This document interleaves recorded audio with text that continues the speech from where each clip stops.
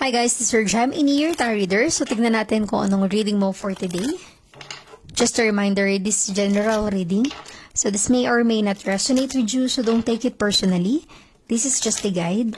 This is also a timeless reading. So kung mapanood mo ito sa ibang panahon at ibang pagkakataon, possible na nakatadhanang mapanood mo ang reading na ito, maaaring mga advice and messages na mapupull out natin ay makatulong sa iyong sitwasyon.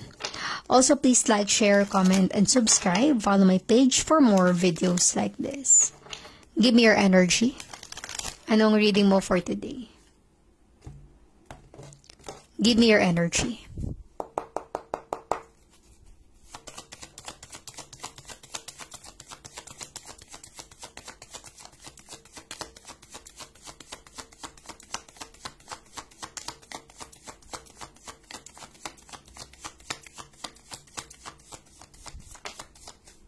Okay.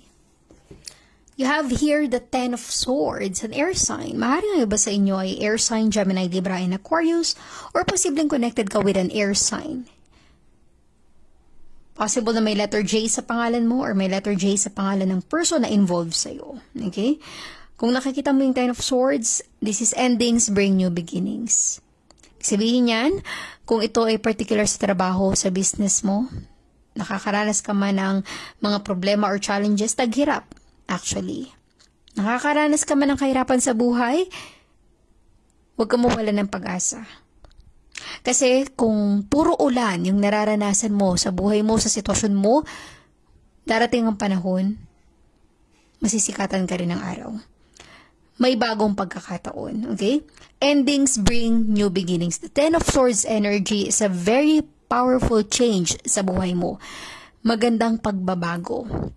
Kasi nagsimula ka sa kahirapan, patungo sa kaginawaan. Kung ito naman ay particular sa love life mo, sa relationship, sobrang problemado ka sa karelasyon mo. Sobra yung problema, yung hirap na dinadanas mo, hindi ka na masaya, hindi ka na in love, puro pasakit na lang yung dala or hatid ng taong connected sa'yo.